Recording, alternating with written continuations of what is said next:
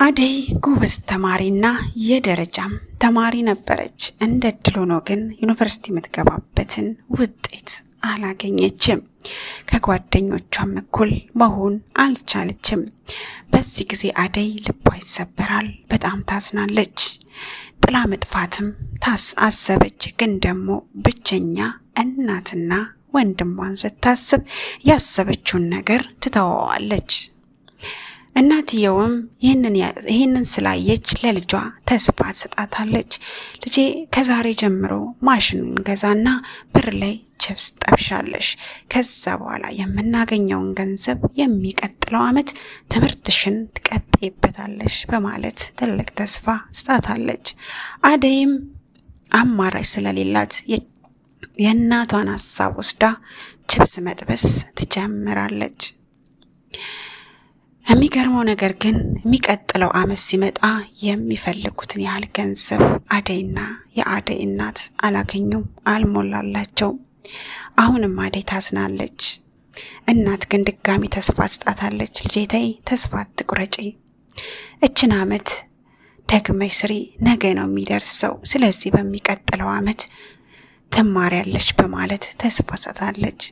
አደይም የእናቷን ሀሳብ ተቀብላ በድጋሚ ይህንንም ዓመት ለመስራት ትገደዳለች። ደስ በሚል ሁኔታ ያ ጊዜ ያሰቡት ጊዜ ሲደርስ የ1 ዓመት የትምህርት ቤት ክፍያዋን የሚችል ገንዘብ ያገኛሉ። አደይም ደስ ብሏት በአንድ የትምህርት ተቋም ሄዳ በአካውንቲንግ ተመዝግባ ትምህርቷን ትጀምራለች። አደይ ከትምህርቷ መልስ ግዴታ ችፕስ መጥበስ አለባት። ለምን? ያገኘችው ገንዘብ የ1 ዓመት ስለሆነ ለአንዳንድ ነገርም ስለሚያስፈልጋቸው ከትምህርት ቤት በፍጥነት ተመልሳ ችፕስ ትጠብሳለች። እንደተለመደው አደይ ትምህርት ቤት ደርሳ ስትመጣ አንድ ቀን ታክሲ ውስጥ በሀሳብ ጨለጥ ብላለች። ረዳቱ ደጋግሞ ሂሳብ ቢጠይቃትም አደይ መልስ አልሰጠችም። አንድ ወጣት ከጎኗ ተቀምጧል። ረዳቱ ድጋሚ ሲጠይቃት ወጣቱ ከኔ ሂሳብ ላይ ቁረጥ ይለዋል። ረዳቱ አሁንም ምላሽ ይፈልጋል፣ የት ነች የሚል። ወጣቱ አደይን ዞር ብሎ ሲያያት አደይ በሀሳብ ጨለጥ ብላለች። ነካ ያደርግና የት ነሽ ይላታል። አደይ ልክ ሕፃን ልጅ ከእንቅልፉ እንደሚባንን ብንን ብላ ሽሮ ሜዳ ትላለች። ከዛ በፍጥነት ቦርሳዋን ትከፍታለች ሂሳብ ለመክፈል። ረዳቱ ተከፍሏል ይላታል። ዞር ብላ ወደ ወጣቱ አመሰግናለሁ ትለዋለች። በዚህ ሰዓት ነበረ ከአቤል ጋር የተዋወቁት። ከዛን ቀን ጀምሮ አደይና አቤል እየተደዋወሉ ይጠያየቃሉ፣ ሰላም ይባባላሉ። አንዳንዴም እየተገናኙ ሻይ ቡና ይላሉ። አደይ አንድ ቀን ከትምህርት ቤት መልስ እቤት ሆና እናትየዋ ስልክ ደወለችላት። አደይ እየመጣሁኝ ነው፣ እንግዳ ይዤ ስለምመጣ ቤቱን አጽድተሽ ጠብቂኝ ትላታለች። አደይም እንግዳ ሲመጣ የሚደረገውን ሁላ አድርጋ እናቷን ጠብቃታለች። እናትየው ለአይኗ እንግዳ የሆነ ሰው ይዛ ትመጣለች። አደይ ደስ አላት፣ ወንድሟ ግን ሸክኮታል። አደይ በጣም የተደሰተችበት ምክንያት እናቷ አባቷ ከሞተ 7 ዓመቷ ነው። የአደይ አባት ከሞተ 7 ዓመታትን አስቆጥራል ማለት ነው። አደይ ያሰበችው እናቷ ጓደኛ እንዳገኘች ነበረ። በዛ ሰዓት ሰውየው ገብቶ ሁሉንም ሰላም ብሎ ተቀመጠ። ወንድሟ ግን ለሰላምታም እጁን አልዘረጋም ነበር። አደይ ተደስታለች። በደንብ አስተናገደቻቸው። እናቴ ጓደኛ ያገኘች አይነት ነገር። ያ እንግዲህ የተለመደው እንግዳ በሳምንት 2 ጊዜ ቤት መምጣቱን ቀጥሏል። ወንድሟ ግን በመጣ ቁጥር ፊት ይነሳዋል። አደይ ጊዜው ደረሰና ያ 1 ዓመት አለቀ። ሌላ ገንዘብ አስፈለጋት። የሚከፈል ገንዘብ ጠፋ። በተደጋጋሚ እቤት የሚመጣው ሰውዬ አንድ ቀን የአደይን የሚቀጥለውን የ1 ዓመት የትምህርት ቤት ክፍያ እንደሚከፍል ቃል ገባላቸው። በዚህ ሰዓት አደይ ይህ ሰውዬ እንዴት እናቷን እንደሚወዳት ተረዳች። ከእናቴ አልፎ እኔን የረዳው እናቴን ስለሚወዳት ነው። እናቴ ጥሩ ሰው አገኘች በማለት አደይ ትደሰታለች። ወንድምየው እዚህ ድረስ ግን ስለሱ ጥሩ ነገር ምንም አይልም፣ አልተደሰተበትም። አደይ ትምህርቷን በደስታ መጀመር ጀመረች። እየተማረች ነው። አንዳንዴም ሰውየው እየመጣ በመኪና ትምህርት ቤት በር ላይ ከትምህርት ቤት ወደ ቤት ይወስዳታል። አንድ ቀን እንደተለመደው ከትምህርት ቤት ወደ ቤት እያመጣት አደይን የሚያወራት ነገር አላስደሰታትም። ስለ አደይ ውበት፣ ስለ አደይ ቁንጅና፣ አሁን እኮ አደግሽ ትልቅ ሰው ሆንሽ እያለ አደይን ይናገራት ጀመር። አደይ ግራ ተጋባች። አሁን ማሰብ ጀመረች። እንዴ ለምንድነው እንደዚህ ያለኝ በማለት እቤት ሲመጣም እናትየዋ ጫወታቸው ላይ እንድትቀላቀል ስታደርጋት እንደነበር ትዝ ይላታል። ብዙ ነገር ወደ ኋላ ዞራ ማሰብ ጀመረች። አደይ ከትምህርት ቤት ሲመጣ እናቷና ሰውየው ተቀምጠው ከሆነ አደይን ተጠራትና ጨዋታቸው ላይ እንድትቀላቀል ታደርጋት ነበር። ይህ ሁላ ትዝ አላት። ምን እየተፈጠረ ነው በማለት ግን ደግሞ ደፍራ መናገርን አልፈለገችም፣ እናቷ ናትና። አንድ ቀን አደይ ከትምህርት ቤት እየተመለሰች እንደተለመደው ሊያደርሳት ይመጣል። መኪና ውስጥ እንደገባች አሁንም እንደተለመደው ስለ ውበቷ ማውራት ጀመረ። አመሰግናለሁ አለችው። ልትመረቂ ጥቂት ቀናት ቀርቶሻል፣ ስለዚህ እንደጨረሽ እኔ ነኝ ስራ ማስገባሽ አላት ሰውየው። አመሰግናለሁ አለች አደይ። አደይ አልተደሰተችም። አደይ እቤት ገባች፣ እሱም ተከትሏት እቤት ገባ። ከዛም በኋላ እናትየዋን ጠራቻት። ይህ ሰውዬ ካንቺ ጋር ያለው ግንኙነት ምንድን ነው? በምንስ ምክንያት ነው የሚረዳን ብላ ጠየቀቻት። እናትየው ስለ መርዳት ስለሚፈልግ፣ አንቺ ደግሞ ተማሪ ስለሆንሽ አብልጦ ለአንቺ ያስብልሻል አለቻት። ለምንድን ነው የሚያስብልኝ አለቻት። ተማሪ ስለሆንሽ ብዙ ነገር ስለሚያስፈልግሽ ነው ብላ ትመልስላታለች። አደይ አልተዋጠላትም። እንዴ ይሄ ሰውዬ አባቴ ነው እንዴ አለቻት። እናትየው በጣም ትናደድና እንዴት አባቴ ነው ትያለሽ? አሁን እሱ አንቺን ያደርሳልን ትላታለች። አደይ በጣም ትናደድና ዴ እማዬ እሱ ያንቺ ጓደኛ ከሆነ እኔን የማያደርስበት ምክንያት ምንድን ነው ብላ ጠይቃታለች። ዴ አንቺ ልጅ ዛሬ ጤነኛ አይደለሽም እንዴ?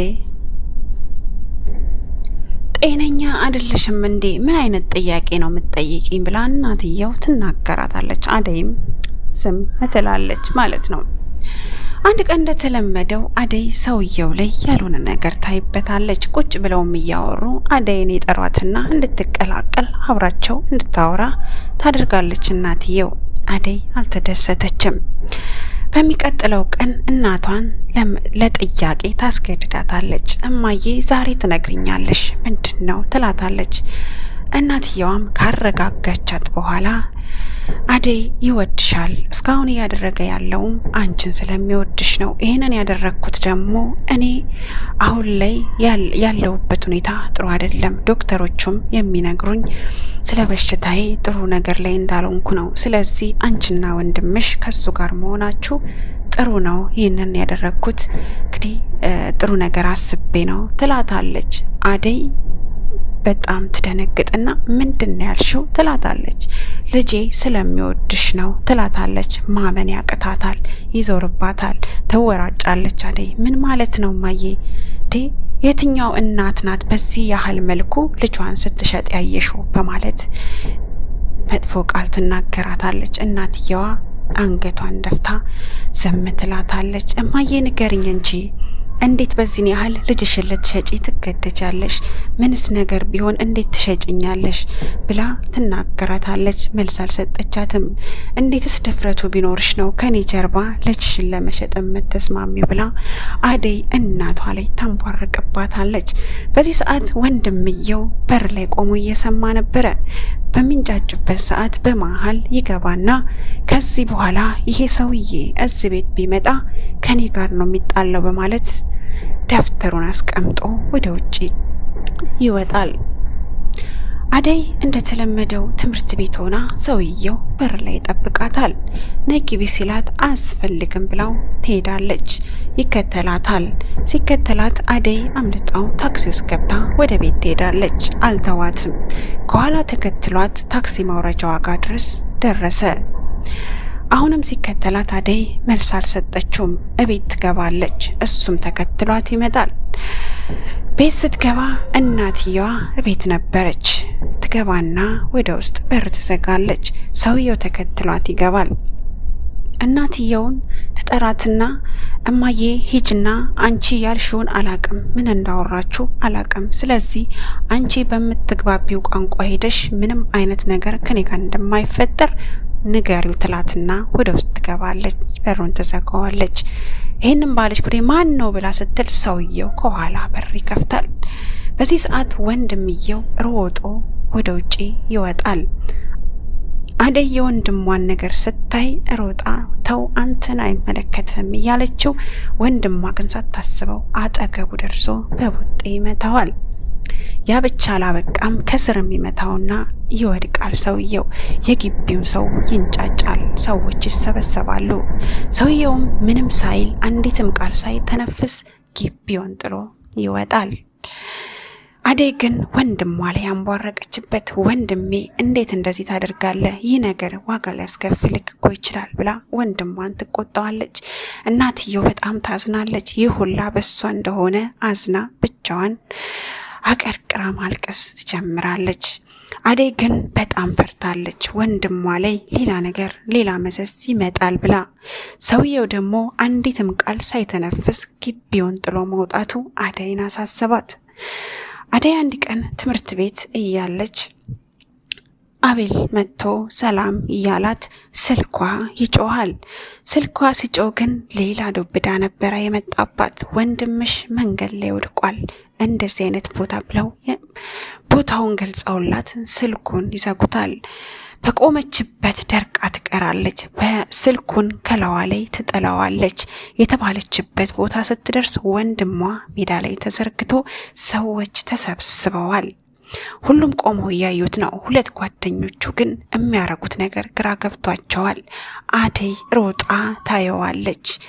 በህይወት ያለ አልመሰላትም። ከጭንቅላቱ ደም እየፈሰሰ ነው። በፍጥነት ወደ ሚኒሊክ ሆስፒታል ይወስዱታል። ግን ደግሞ በሚያሳዝን ሁኔታ ወንድሟ በጣም ብዙ ደም እየፈሰሰው ስለሆነ ወደ ሌላ ሆስፒታል ሪፈር ይጻፍለታል። የሄደበት ሆስፒታል ግን ብዙ ገንዘብ የሚያስፈልገው ነውና የአደይ ወንድም ሊታከም አልቻለም። ወንድሟ ከጥቂት ቀናት ስቃይ በኋላ ህይወቱ ያልፋል። አደይ በጣም ታዝናለች። እናትየዋም በራሷ ምክንያት ልጇን እንዳጣች በማሰብ በሚያማት ህመም ላይ ሌላ ህመም፣ እንደገና የልብ ስብራት፣ በህሊናም ትጎዳለች። እናትየዋ እጅጉን ታዝናለች። አደይም እንደዛው። አደይ በጣም ተጨነቀች። አደይ በዚህ ሁላ ፈተና ውስጥ የታለፈበትን የሁላ መስዋዕት የተከፈለበት ትምህርቷ በማዕረግ ትመረቃለች። ግን ደግሞ አደይም እናቷም አልተደሰቱም። ወንድሟ አጠገቧ የለም። አደይ ምንም ሳትደሰት የምርቃት ፕሮግራሟን አከናውና ወደ ቤት ትመለሳለች። ከዛ ቀን ጀምሮ እንግዲህ ከአቤል ጋር በጣም መገናኘት ትጀምራለች። አደይም እናቷን እቤት እንድታድር አደረገቻት። የተሻለ ስራ አግኝታ እናቷን መርዳት ጀመረች። ከአቤል ጋርም የበለጠ ተቀራርበው አብረው መሆን ጀመሩ። እናቷ ግን ከሀዘኑም ጋር ከህመሙም ጋር ብዙ አልቆየችም። ልጇ በሞተ በ6 ወሯ የእናትየው ህይወት አለፈ። በጣም አደይ ተሰበረች። በጣምም አዘነች። በአንድ ጊዜ ባዶ ሆነች። ብቻዋን ቤት ውስጥ ቀረች። በዚህ ሰዓት አቤል በዛች አጋጣሚ ያገኘችው አቤል ነበር አብራት የነበረው። አቤል ባይኖር ምን ትሆን እንደነበረ አሰበች። መጽናናት ጀመረች። ከአቤል ጋር እዛ ቤት አብረው መኖር ጀመሩ። የመጀመሪያ ልጇን ወንድ ልጅ ወለደች። 7 ዓመቱ ነው አሁን። ይህን ታሪክ ስትናገር የ7 ዓመት ልጅ ይዛ ነው። አሁን ላይ አደይ ነፍሰ ጡር ናት። ህይወታቸውን ከአቤል ጋር አብረው መኖር ጀመሩ። እና ታሪኩ ይሄ ነው። ስላዳመጣችሁኝ ከልብ ነው የማመሰግነው። አንዳንድ ጊዜ በህይወታችን ውስጥ የምንወስነው ውሳኔ ዋጋ ሊያስከፍለን ይችላል። የአደይ እናት እንግዲህ የልጆቿን ህይወት እታደጋለሁ ብላ የራሷንም የልጇንም ህይወት አጣች። በነገራችን ላይ ወዳጆቼ ችግር ይመጣል፣ ግን ደግሞ የትኛውም ችግር አብሮ ሊቆይ አይደለም የሚመጣው፣ በጊዜው ሊሄድ ነው። ደስታም ሲመጣ ደስታም አብሮ ሊቆይ አይችልም። ለምን? ጊዜውን ጠብቆ ደስታም ቢሆን በችግር ሊለወጥ ይችላል። ስለዚህ አንድ ነገር ሲመጣብን ከኋላ ያለውንም ማሰብ ግድ ይለናል። በቆምንበት ቦታ ብቻ ሆነን ማሰብ ሳይሆን ከፊትስ ምን ይመጣብናል ብለን ማሰብ አለብን። የአደይ እናት ያሰበችው የልጆቿን ህይወት ማስተካከል ነበረ፣ ግን ደግሞ የእሷንም ህይወት አሳጥቷታል። ይህ ቪዲዮ ከተመቻችሁ ላይክና ሼር አይለያችሁ። ስለምታበረታቱኝ ከልብ አመሰግናለሁ። በቀጣይ ቪዲዮ እስከምንገናኝ ሰላም ሁኑ።